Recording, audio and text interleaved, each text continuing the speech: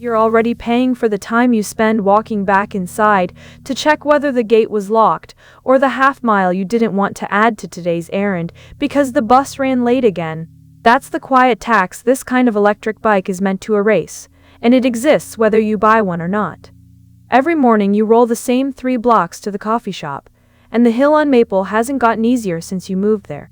The TST Electric Bike for adults, 48 volts, 15 AA, battery, 1500 watts, peak motor, fat tire dual suspension, 7-speed gears, 3 working modes, powerful, LCD display, suitable for commuters and beginner cyclists, is supposed to make that climb disappear, and on paper at least, the numbers sound like they should.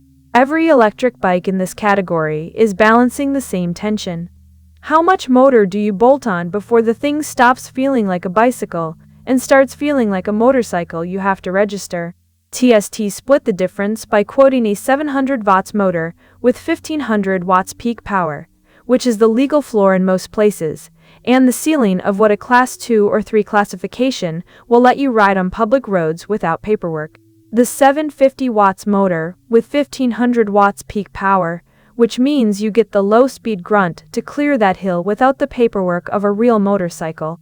The 48 volts 15 AA removable battery, fully charged in 6-7 hours, can ride up to 60 miles on a full charge in PAS mode, which means your weekend loop and your Tuesday commute both fit on one charge, and you can drag the battery inside by the handle to charge it like a suitcase.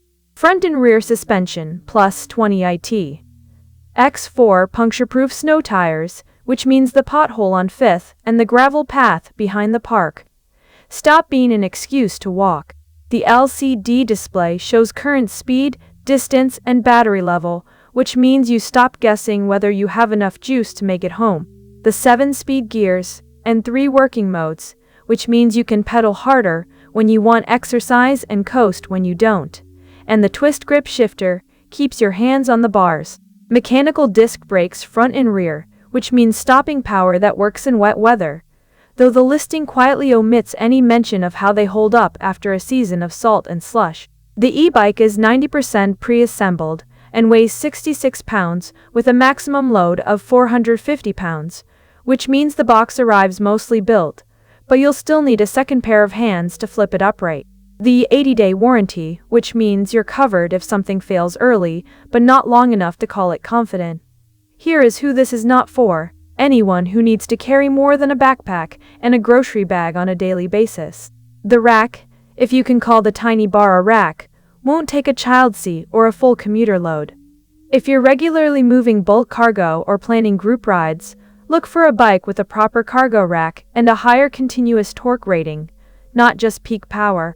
The kind of person who measures twice before ordering online will notice the listing never mentions the actual continuous motor rating, only peak. That's not a flaw, it's a category habit, but it's the one number that tells you whether this thing will actually hold its speed on a long incline, and it's missing here. This is what the channel does, one product, examined properly, every week. I'm reading the manufacturer's own listing, and the number a careful buyer checks first is the motor's continuous wattage, not the peak. It's absent, which usually means the manufacturer is relying on the peak figure to sound more powerful than the daily reality. Before you buy, confirm what the motor actually sustains on a long climb, because the 1500 watts peak will